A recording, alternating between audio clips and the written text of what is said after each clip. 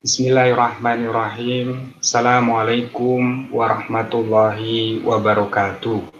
Innal hamdalillah nahmaduhu wa nasta'inu wa nastaghfiruh wa na'udzu billahi min syururi anfusina wa min sayyiati a'malina may yahdihillahu fala mudhillalah wa may yudlil fala hadiyalah.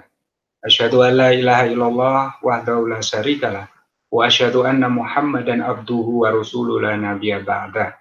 Wassalatu wassalamu ala rasulillah la haula wala quwata illa billah amma ba'd.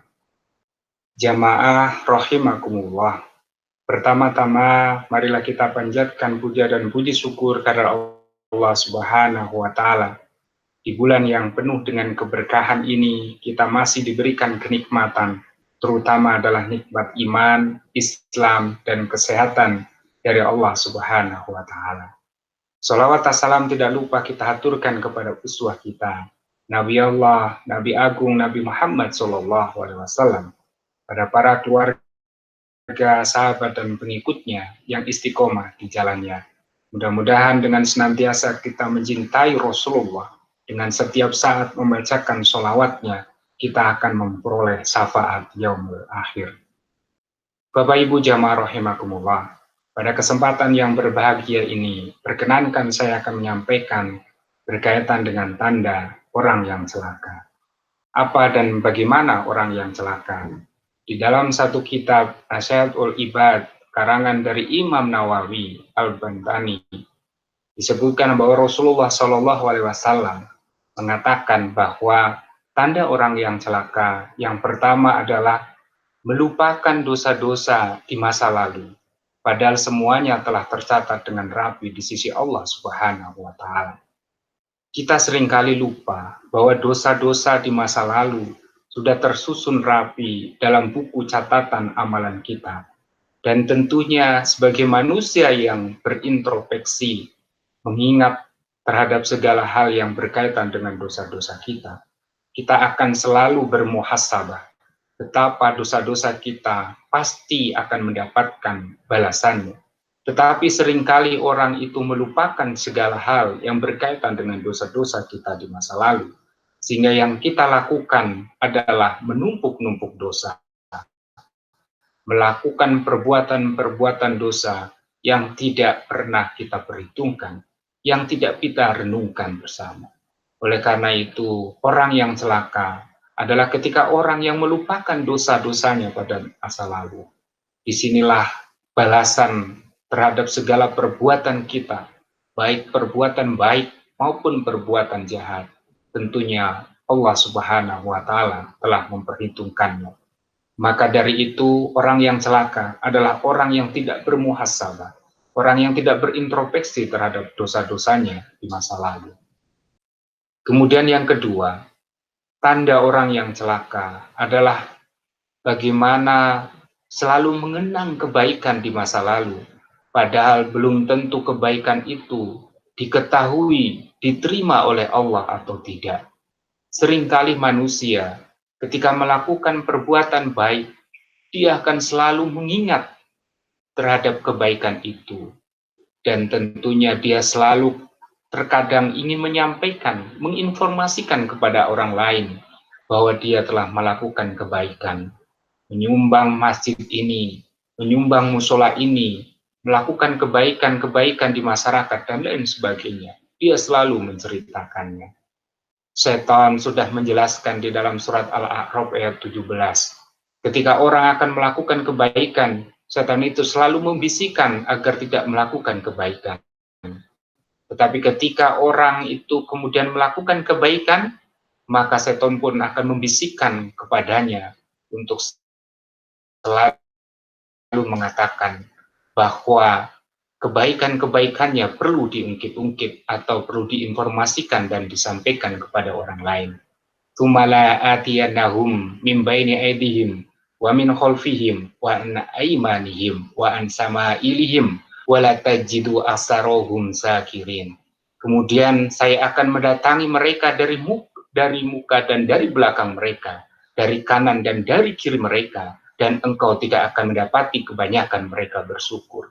Jadi setan sudah menegaskan di dalam surat Al-A'raf ayat 17 ini, bahwasannya setan itu akan mendatangi manusia dari penjuru arah manapun. Oleh karena itu, ketika melakukan kebaikan, tidak hanya di awalannya, tetapi di akhir kebaikan itu pun terkadang seringkali diungkap dan diungkit. Membantu seorang, kemudian diungkit-ungkit kebaikan itu. Disitulah kemudian bahwa kebaikan itu belum tentu diterima oleh Allah Subhanahu wa Ta'ala. Tetapi seringkali kita mengungkit-ungkitnya dan mengenangnya. Bapak Ibu jamaah rahimakumullah. Lalu apa tanda yang ketiga? Yaitu orang yang celaka adalah dalam urusan dunia selalu memandang kepada yang lebih atas. Sehingga jiwa kita tidak merasa tenang dan merasa selalu kurang. Yang teringat hanyalah kekurangan dan serba kekurangan. Padahal nikmat dari Allah adalah tidak terkira. Dan jika kamu menghitung nikmat Allah, tidaklah dapat kamu mengingkarinya. Sesungguhnya manusia itu sangat zalim dan sangat mengingkari dari nikmat Allah Subhanahu wa Ta'ala.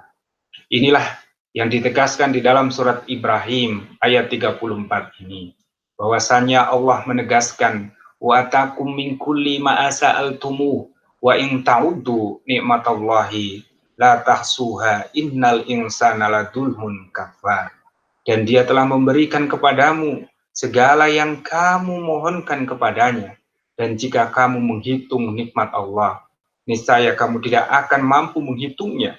Sungguh manusia sangat zalim dan sangat mengingkari nikmat Allah Subhanahu wa Ta'ala. Jamaah rahimakumullah, inilah yang terkadang yang dijadikan kita bahwasanya orang-orang yang celaka adalah orang-orang yang tidak mensyukuri segala apa yang ada yang diberikan oleh Allah Subhanahu wa Ta'ala. Selalu memandang urusan dunia adalah selalu melihat ke atas, sehingga tidak pernah bersyukur kepada Allah Subhanahu wa Ta'ala. Kemudian tanda orang yang celaka yang keempat adalah dalam urusan agama selalu memandang kepada yang lebih rendah. Orang yang seperti itu akan menjadi orang yang sombong, merasa telah melakukan banyak hal, padahal tidak tahu apakah amal kita lagi-lagi diterima oleh Allah Subhanahu wa Ta'ala. Tidak. Inilah yang sering kita pikirkan, bahwa kita sudah melakukan sholat ini, ibadah ini, perbuatan baik ini. Terkadang kita melalaikan atau mengabaikan orang lain, seolah-olah orang lain itu lebih rendah daripada kita. Seolah-olah kita itu lebih baik dari orang lain. Disitulah kesombongan kita. Kita telah melakukan perbuatan-perbuatan baik, kita telah melakukan kegiatan-kegiatan amal soleh, yang terkadang itu merasa kita itu adalah orang yang paling soleh dan paling alim di satu komplek perumahan ini, ataupun di perkampungan ini, ataupun di desa ini. Sehingga kita terkadang melihat amalan-amalan orang lain itu terkadang melihatnya ke bawah, sehingga seolah-olah kita adalah orang yang paling baik, orang yang paling suci, dan tentunya inilah salah satu yang harus kita renungkan bersama. Jangan-jangan bisa jadi itu terjadi pada diri kita. Oleh karena itu, marilah kita renungkan bersama, bermuhasabah bersama, bahwa di bulan yang penuh dengan kesucian ini, mari kita introspeksi, jangan-jangan ada di antara 4 yang tadi, ada pada diri kita. Merasa kita itu adalah orang yang menumpuk-numpuk dosa, kemudian melihat atau beramal di dunia ini, atau melihat urusan dunia ini selalu melihat ke atas. Kemudian melihat urusan agama itu, melihatnya selalu kepada yang lebih rendah. Oleh karena itu, Bapak Ibu jamaah rahimakumullah, marilah kita berintrospeksi terhadap diri kita. Jangan-jangan apa yang disebutkan oleh Rasulullah Shallallahu Alaihi Wasallam, tanda-tanda orang celaka ada pada diri kita. Oleh karena itu, mari kita beristighfar atas segala kekeliruan dan kesalahan kita. Pada bulan yang penuh keberkahan ini, di tahun 1441 Hijriah ini, tentunya Ramadan yang sangat spesial. Ramadan di mana kita dididik untuk senantiasa selalu hanya bertawakal kepada Allah, hanya berpasrah kepada Allah, hanya beribadah semata-mata karena Allah Subhanahu wa Ta'ala. Kita dididik untuk tidak ria di dalam beribadah. Kita dididik untuk bisa mengambil hikmah di balik musibah itu. Dan tentunya ini adalah ibadah yang sangat spesial, terutama adalah ketika wabah pandemi COVID-19 ini mengharuskan kita segalanya dilakukan di rumah, maka yang terjadi adalah bagaimana kita harus bisa mengambil hikmah di balik semua itu.